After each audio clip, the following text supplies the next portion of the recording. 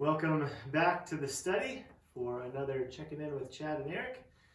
We are glad to again be able to just talk with you for a few minutes, bring some brief encouragement, and right at the outset, we want to encourage you again to continue to look out for one another, reach out to one another, pray for one another, and remember that we are here both as staff, pastors, but our elders are also still around and available for any kind of counsel or needs that you have. So we're here. We love you, and we're with you. Yeah, we wanted to give some encouragement this morning from 1 Timothy chapter 2. We want to read the first 3 verses for us here. First of all, then, I urge that supplications, prayers, intercessions, and thanksgivings be made for all people, for kings and all who are in high positions, that we may lead a peaceful and quiet life, godly and dignified in every way. This is good, and it is pleasing in the sight of God our Savior. Now, this is really good because we are told not just to pray for those who are in authority over us, but we are to intercede for them, right? To intercede is to stand in on behalf of.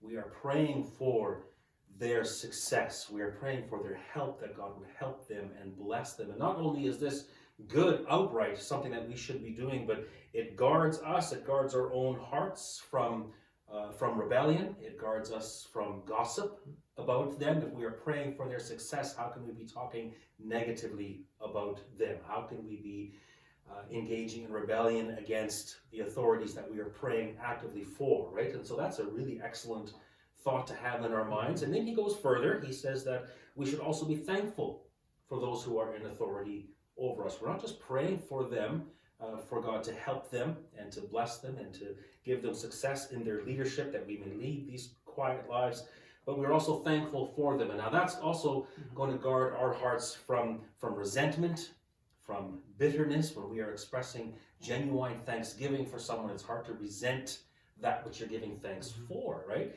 And so this passage is an excellent guide and a guard for our hearts. When we think about how we respond to those in authority over us, it's going to help us in our obedience to them. And, quite frankly, it'll help us in our disobedience if it would ever come to that, right? And we're all thinking about how this is all going to play out. And it's so important. He says, first of all, I want you to do these things. And so as you at home, as you think about this whole situation, as you wrestle with these issues, what you're going to do in your home, how you understand the leadership, how you're going to submit, and how you're going to work through these things, before you go down that path, do this.